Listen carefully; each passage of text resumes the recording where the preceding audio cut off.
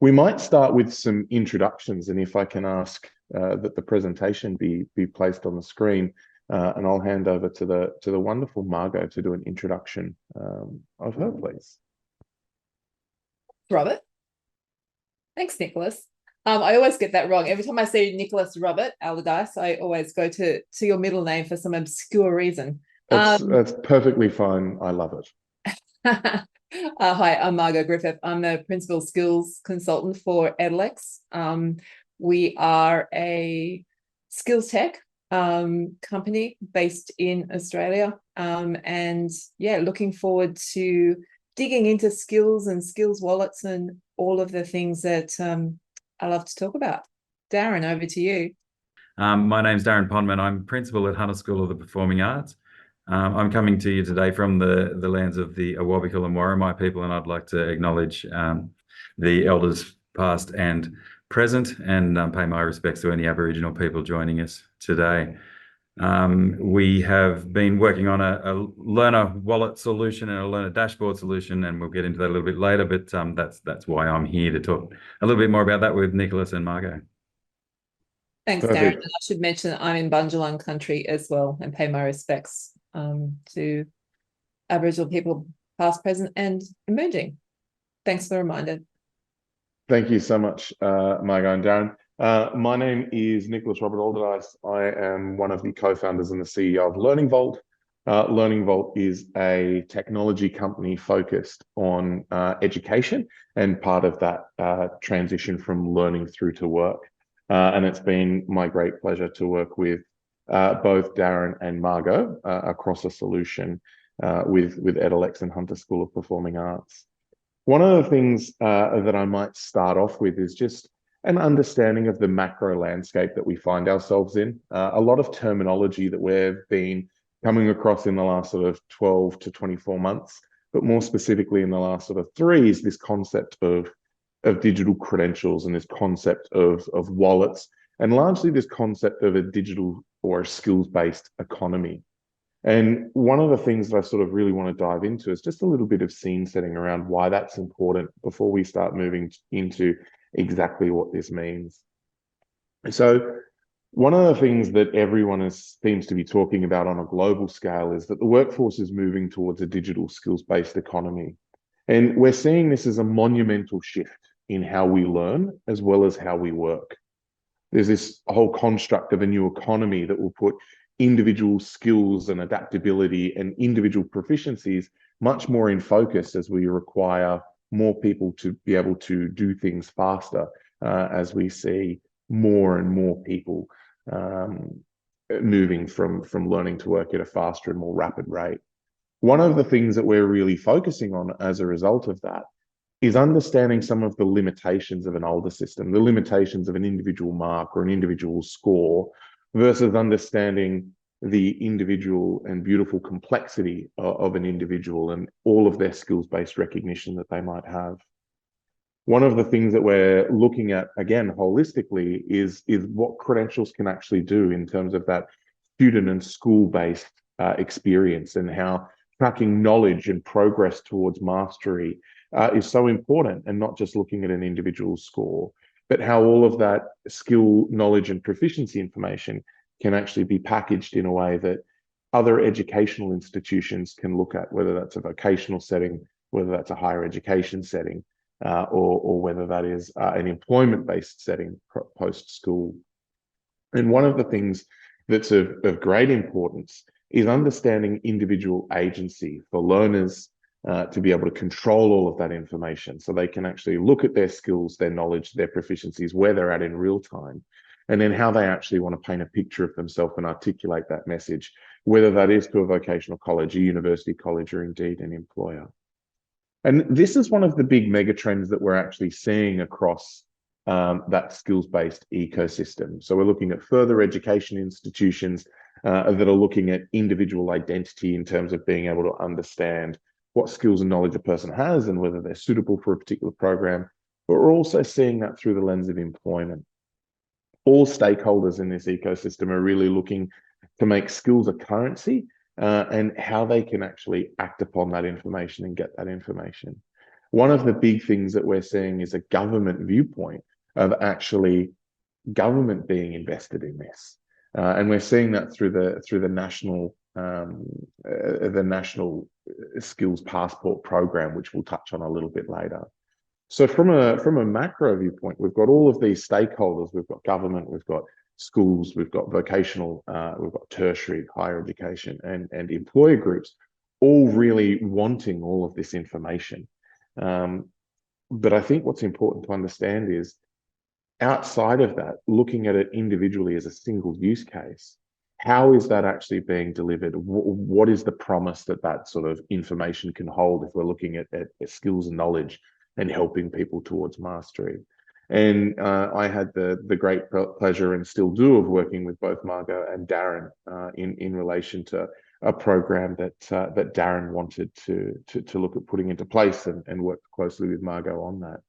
So Darren, talk to us all about the challenges that you saw originally in the market, and then your vision for being able to make skills and knowledge more meaningful and portable for your cohort. It's a pretty long conversation. I'll try and condense it as much as I can. One of the things that I did as you were talking, then I thought, actually, I wouldn't mind having a look at the criteria for success that we set right way back at the beginning, because that might make the conversation a little bit more succinct. And what was interesting as I read through that was how much of that we met, if not all of that we met. And so I think that's maybe a place to start. As I said, we've been on this journey for quite a few years now, so it's quite a trip down memory lane for me to remember every explicit detail. But what we were seeing from a pedagogical point of view, there was a catalyst there around students getting grades or marks, and being either satisfied with that or unsatisfied with that, but either way walking away at that point and going, righto, that is what it is, and moving on to the next thing. And so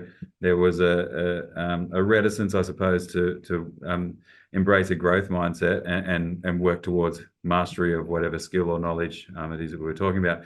So that's where we came across, well, not came across, but that's why we came at the problem from a mastery learning point of view. We wanted to get students looking at things from a growth mindset point of view, but we also wanted them thinking and taking on board, thinking about the feedback that they were getting given. And we wanted a little bit of autonomy, or a lot of autonomy and student directedness, in terms of, okay, I'm here, how do I get to here? And what does that endpoint look like? We saw credentialing and badging as a great way to do that, and a dashboard scenario is a great way to do that, and particularly because we're dealing with students from year 3 through to year 12. The parents play a really crucial role for us, so we needed a solution that allowed students and parents to be able to work together around those conversations in terms of, where am I going, where am I at, and how do I get there? And so we started looking at tech solutions to support that. The mastery learning approach is not new. 1968, I think, is when Bloom first came out with the notion of it. But in a high school, and the high school people amongst us will know, the tyranny of scale probably gets in the way a little bit in terms of being able to really individualize and personalize the learning and the assessment experience for everybody. So where I think we've really turned a corner in the last couple of years, and why we started looking really deeply at it, instead of, from an ideological point of view, it's always been well known that that's a great way to do things, but from the practical side of it and being able to implement it, not necessarily possible if you've got 220 students that you're seeing over a 2-week cycle. Technology systems, well, at that point, I thought should be able to handle that for us. And when the deeper we looked, the more I realized that they couldn't really, and I looked pretty hard, and I had a conversation with a lot of people and a lot of companies. We developed a pretty staunch criteria for success that we wanted to meet, and quite a few solutions were able to meet sort of half of them, but we were pretty steadfast in our resolution that no, we needed to do all of these things, and it was quite a wish list in terms of not just reducing teacher workload, but not adding to it at all. Again, with the technology that we have, the teachers were already marking. They were marking rubrics. They were giving feedback. They were annotating assignments, that sort of thing. That's enough. Job done. I wanted teachers focusing on that stuff. From there, it was being marked and recorded in our LMS, online digitally. It made no sense to me that we then had to export that data and put it into a spreadsheet and then filter the spreadsheet and send that to there and here. And that's where I was fortunate enough to come across Margo and start a conversation with Edalex around the possibility of developing something that could meet our, as I said, staunch criteria for success. And we absolutely did do that. Thanks, Margo. Thanks, Nick. I can go on, or would you like me to hand back over? No, I think that's perfect. I mean, now we're sort of looking at in terms of the actual solution, and so one of the things that we wanted to come up with was the skills wallet in the form of a learner dashboard for Hunter School of Performing Arts. I mean, Margo, did you want to sort of deep dive into some of those solution aspects and how together we ultimately came up with that solution more holistically? Yeah, sounds good. So as Darren indicated, let's go back at least 2.5 years when he first came to me and said, listen, I would really love to issue digital badges across the curriculum. Also, I'd like to do it for the co-curricular, which is all of those durable skills, employability skills. I'd also like to do it for the co-curricular skills, all the stuff that, learners do outside of school. I would like to do it using the existing systems that we have in place. I don't want to take learners or the learning community outside of that to learn another system. It has to be captured within that. I'd like a dashboard, please, so that we have 24/7, just-in-time visibility into where an individual student and learner are, and there has to be parents have to be able to access, teachers have to be able to access. More importantly, the learner has to be able to access. And we would also like to bring in other things as well, such as attendance, with a view that this might be the holistic reporting. At that point, I said to Darren, tell me you're dreaming. Not necessarily, but it was a stretch, right? At that point where the technology was. But put our heads together, went back to the Brains Trust at Edalex, went to the Brains Trust at Learning Vault, got together and said, you know what? I reckon we could do this. It will take some careful planning and careful thinking, but to be honest, the bulk of the work had already been done by Darren and his team. That mastery model that they had set up and turning the performance criteria from the standards into something meaningful for learners, and being able to instruct them on how they can level up in their learning, that was an amazing body of work that had already been done. What we were looking to do was to come in and say, we need to be able to scale this, right? And it needs to be sustainable. So if Darren left, it will continue. And I think that's where a lot of things have fallen down in the past, right? Some beautiful innovations, certainly in Australia, definitely around the globe, around looking at changing the model of learning and capturing and assessing learning. But it falls down because you can't scale it and it's not sustainable. So when Mary leaves, who's doing all the bulk of the work, it falls apart. And so a strong emphasis from certainly the tech side was to meet all of the requirements, but make it inoperable, right? Make sure that the learners have control of their data when they leave the school. Make sure that they can use that. It has utility and currency in the market for them to either get to further learning or to get a job. Really, really important things. The other thing we needed to do was to consider some pretty gnarly technical issues. And one of those is around skill development.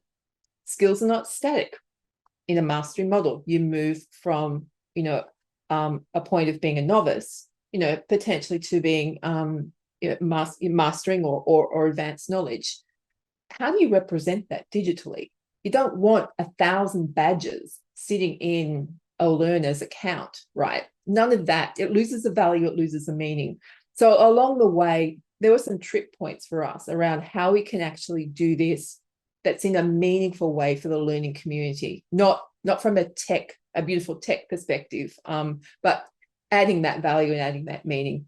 I'll stop there. I think I've probably painted the picture, but it might be useful to, sorry, I won't stop there. I'm continuing to go on, to just at a very high level, say what we do, and then Darren can actually paint the picture with a bit more color.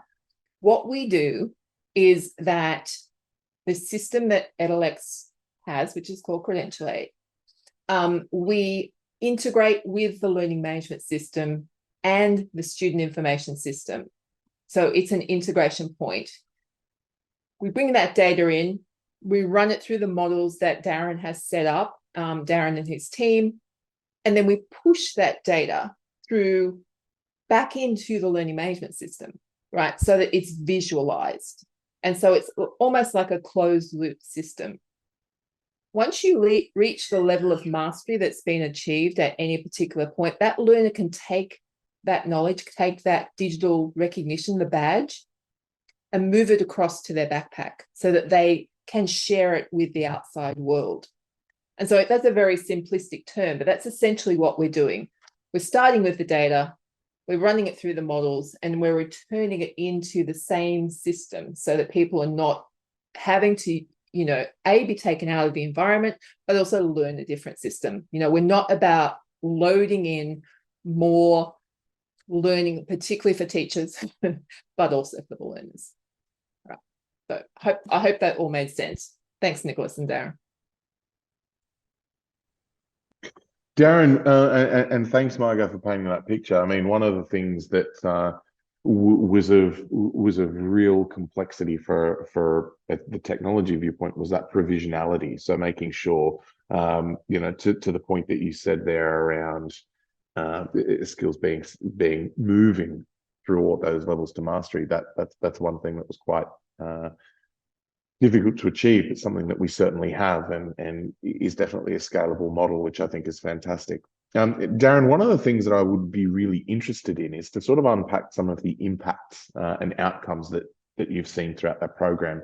And the first big element, I think, personally, being in the education sector, is first of all the students. So if I could ask you to sort of talk about what impact you believe that this program has had on students now that it's been live and you've been interacting with it for a period of time, that'd be fantastic. Can do. So we kicked off at the start of last year, and we just kicked off with one year group, which was year 7, in the interest of scaling it up and ironing out what we needed to from the schools, and also in the interest of ensuring that the workload was manageable for staff to build it. From the point of view of students, they're now in year 8, so those students are coming into their second year of use, and they've been working with it for a year, and it's certainly hit the mark in terms of enabling students to see where they're at in any given outcome, and when you click on the badges, they can go into the back end of those badges and see real strategies for improvement, and all of that is embedded into the system. So again, that autonomy side of things, it's probably difficult. It's kind of difficult to explain the huge benefits that it's had for students without talking about, and it really has consolidated that learning team. And when I talk about the learning team, I'm talking about the parent and the teacher as well. So when we look at, you know, the feedback from parents, for example, quite a few parents have come, and the parents are really impressed with it, and they love it. But they're talking about conversations that they're having now, instead of, you know, how was your day? They're talking about, well, I noticed that you leveled up. You're now at the developing stage of the outcome, the reading and interpreting text outcome in English.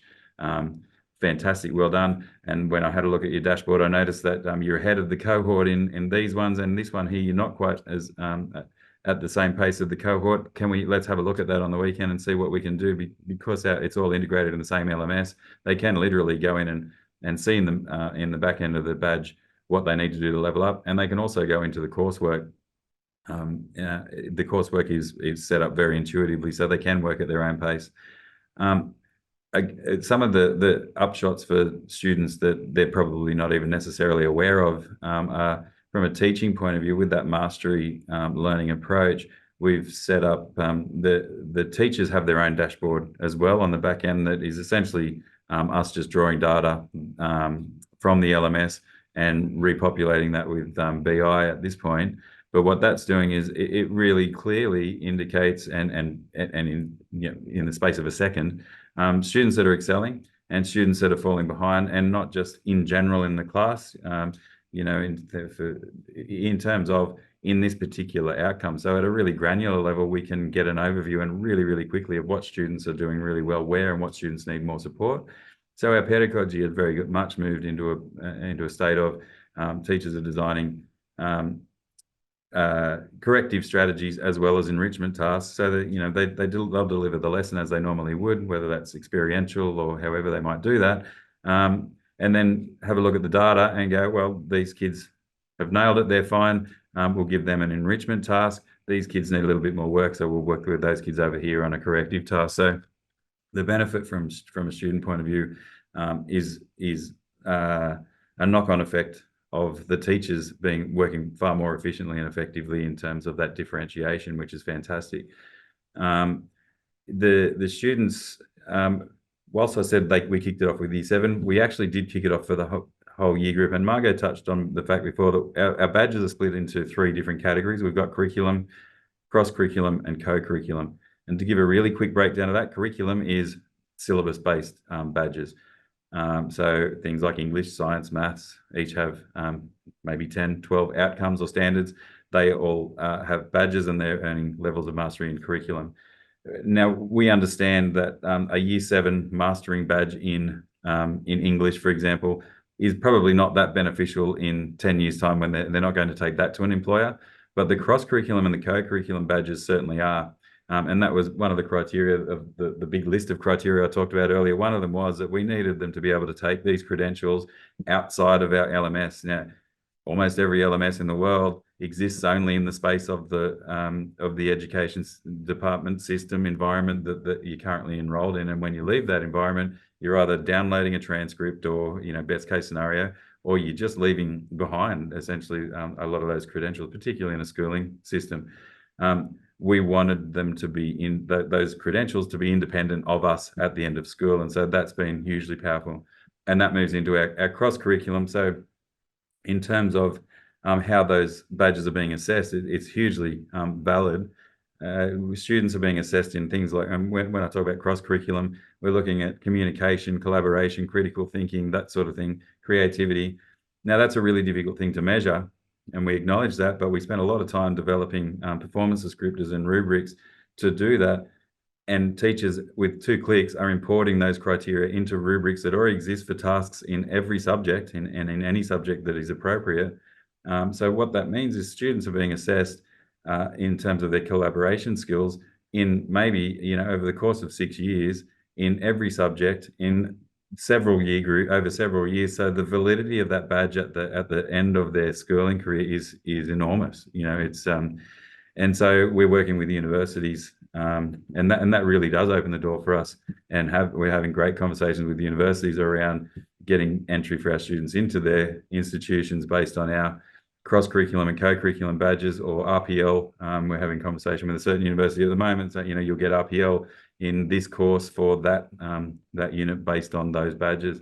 Our co-curriculum, as Margo mentioned, a suite of badges that are things that students do, not necessarily in a subject. So, and the students apply for those. Again, pretty straightforward, but really, we consider them really prestigious. We've set really high expectations. And so a HSPA badge for musical performance, for example, at an advanced level, if I was a university, I'd be snapping up those students. There's probably, we're at Hunter School of the Performing Arts, they come into the school as a selective student, the best in the region in the first place. We have set pretty high expectations around that advanced criteria. There's probably only around 10 in a year group that achieve those at the end, and those 10 students, you know, they are absolutely advanced in terms of musical performance or whatever the co-curriculum badge is. And the universities recognise that. We're not just doing performing arts. We've got a whole range of other co-curriculum badges that are worth having a look at and developing them now.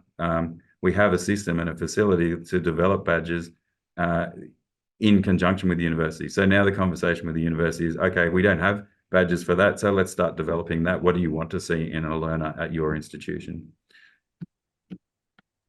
And mindful of time, I think that's sort of covered a bit more than No, what you asked. that was absolutely perfect. Margo, I think, yeah. I just have a little tiny bit to inject here because it did make me think when Darren was talking. As to the question that would be going through my mind as I was listening to this is like, well, we've got our learning management system and they can issue badges. Why would we need something else? And I guess it's good to point out at this point in time that a learning management system is aligned around courses, which for the curriculum badges would have been absolutely fine. The problem is when you start wanting to do something that's across different courses, your learning management system can't handle that. And so it needs a data source or a data integration piece that can go across this course and this course and this course. We are assessing communication, right? And we need a place to be able to bring that in. And so in general, if you're just doing a linear course badge, off you go, that's fine. It's when you need to actually look across courses and across learning content that you're going to need something that's external to your learning management system. And I'm sorry to tell that to all of you, but it's true, right? So I just wanted to make that point because it would have been going through my head as well. I will leave it at that, Nick. No, perfect. And Margo, I think that's really important. As you're sort of going through that and coupled with what Darren was saying, one of the questions comes into my mind and cognizant of some of the people that we've got in the room, and there are some great questions coming through. One of them kind of resonated with me a little bit, and that is as a school principal, Darren, if I'm wanting to change one thing to shift towards skills, what could I do today? That's a really good question. Look, the mastery approach we've taken has been amazing in terms of, in so many ways, but that would be a great starting point. And we focused fairly heavily on Thomas Guskey's work in terms of the pedagogical approach. Our teachers, on more than one occasion over the last year, it's one of the things that's really interesting is it hasn't been a sell. You know, I'm sure initially in terms of getting the idea out there and painting the picture, but it was pretty quickly taken up by our staff because they could see the benefit of it for exactly that reason. And what I mean by that is, well, we started with the idea of, well, what are our values in terms of curriculum, in terms of cross-curriculum, in terms of co-curriculum? And now let's break down that a little bit further. And what does it look like when we believe we've got a student to a point of success, whether that's skills or knowledge? And then let's break that down further. And what does it look like at the 3 or 4 stages before they get to that point? And now let's align everything that we do to those things that we've identified. And if they don't align to those things, then why are we doing them? You know, and so it's really, really consolidated our values as a school and focused our staff and our students in terms of everything has every assignment, everything that's set has a rubric attached to it. That's really simple to build now because the outcomes are all entered when the performance descriptors at the site level of the LMS and easy to modify. That would be my starting point, starting with identifying your values in terms of, and that might be outcomes. And in some cases it isn't. For the curriculum point of view, sometimes we went, well, let's combine these 3 or 4 outcomes or standards or whatever they're called in your state.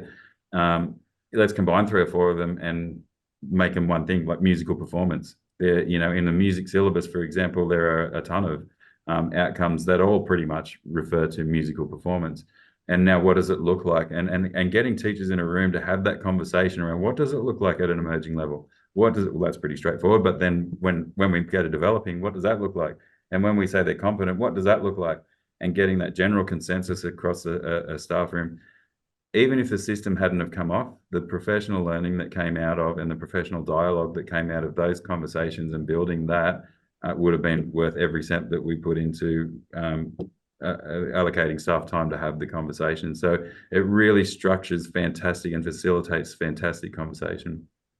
Darren, I think that's absolutely brilliant. Interestingly, a question came through from our wonderful participants in relation to adoption, and so I think you've answered that incredibly well from a staffing viewpoint. One of the questions that I'd like to sort of follow on from that is what has student adoption been like, and the parental adoption or guardian adoption relating to the platform as well, and how's that been?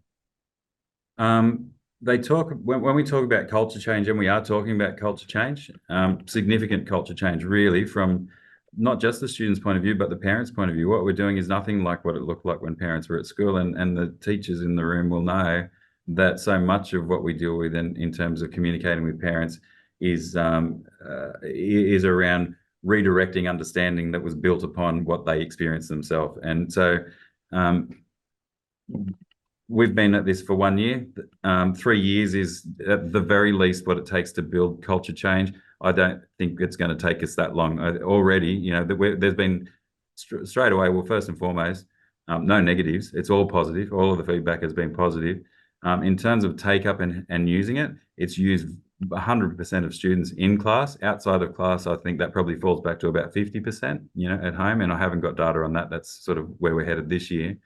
But just for anecdotally, from talking to students, talking to teachers, at least half the students are looking at it regularly and outside of class, and same with parents.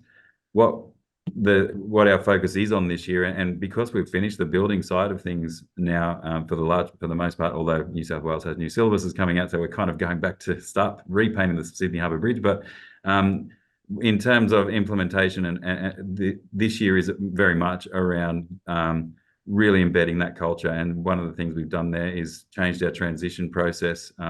Our transition process very much focuses on, when I'm talking transition from year 6 into year 7, very much focuses on this year the learner dashboard and the advantages of that. And so we've got a cohort of students now that have just spent the last 3 weeks, and will continue to over the next 10 weeks. There's a real focus in every subject around utilising the dashboard, learning from it. What does it do? How does this help us? What does automate self-directed learning look like? All of those things. By the end of this term, I expect it'll be 100% of students will be using it really regularly, because they'll have a deep understanding of what it is, and it'll just be part of the culture for them. It's, you know, this is part of high school. This is how HSPA works.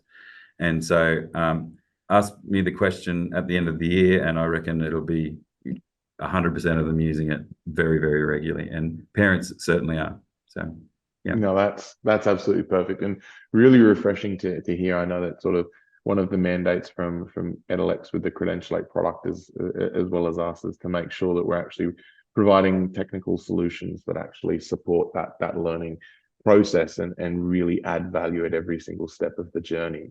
It absolutely does. Matt's put a fantastic question up as well, which is, do you have any mechanisms for capturing additional unexpected outcomes beyond the specific skills you're expecting your learners to develop or acquire? The short answer is no. The slightly longer answer is the co-curriculum badges that I talked about before are by a student application. So the students apply for those ones. They're not automatically granted based on the marking of a task, for example. So, and when a student apply, and they're quite generic in terms of the performance descriptors and the criteria. So in terms of a co-curriculum badge for, let's say it's active citizenship, it's not, you must do this specific set of things to get into the mastering realm or into the advanced realm. It's, you could do this, like ways that you could demonstrate mastery of this badge are this, or this, or this, or this. And so therefore, when the student applies, there's plenty of latitude there for them to be quite custom in terms of personalizing what they're applying for. So our co-curriculum badges are fairly wide. And as I said, we're continuing to build those based on, you know, if we got to a point where students were saying, I'd really like to work on, you know, I'm going to this at university. So for example, we don't have a STEM badge at the moment. It's on the way. We're working through it.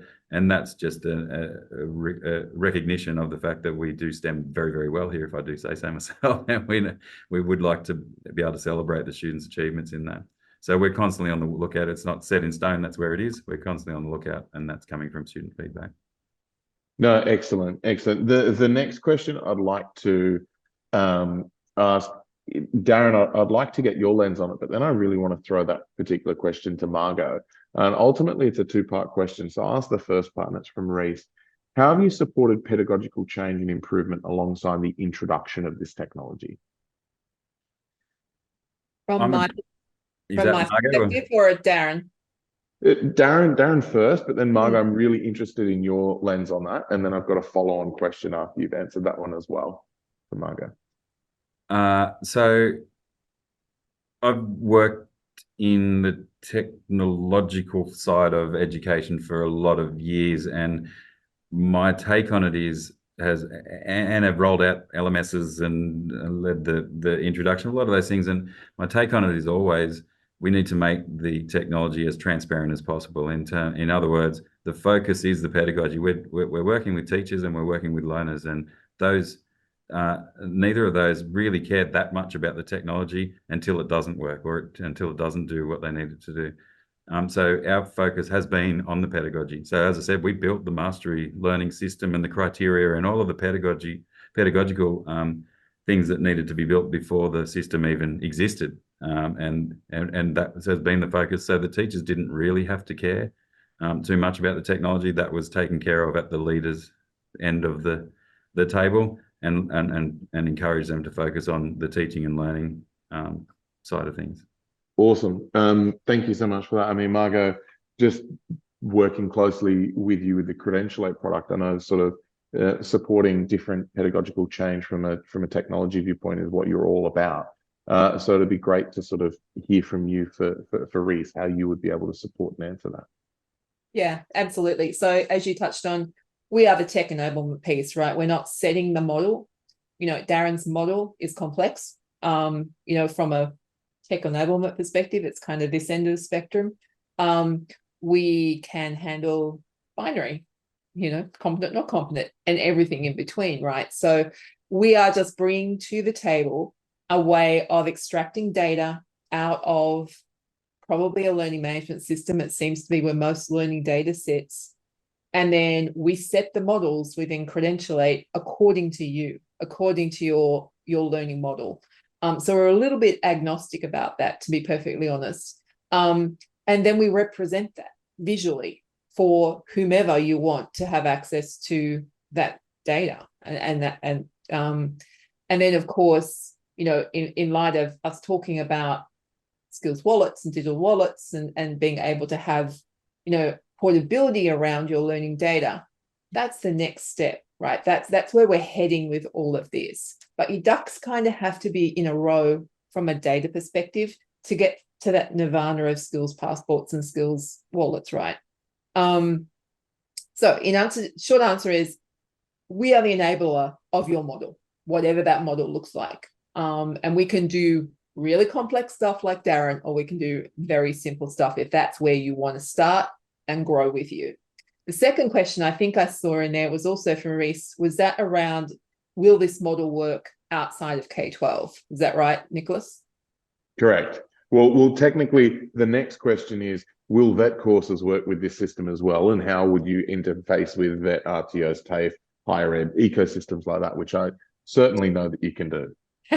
We absolutely can. And so the dashboard and working with, we are also agnostic about the learning management system or the data source, right? So in this case, we're working with Canvas with Darren, but we can work with pretty much any data source, any learning management system. I say that with a caveat because if my tech team is listening to this, I'll have a conniption fit.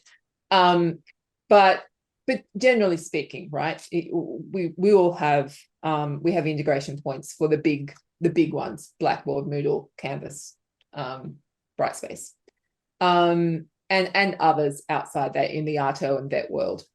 So yeah, we can enable any model. We can pretty much integrate with any data source, and then we can push it back into that data source if integration is, friendly. And of course, then we can digitally recognize through the Learning Vault technology that learning, and that can be then portable and shareable for the learner. I think I'm just incredibly conscious of time, and I know there's been a lot of incredible questions that have been asked. So by all means, please reach back out to us so that we can continue answering those over email. But to one of the points that Margo just sort of finished there as we do wrap up, interoperability is key and at the core of everything. So the Credentialate product and the ecosystem will actually be able to go into any and all of those systems, whether that exists now at the moment or if it does require some form of integration. And the reason behind that is this concept of interoperability.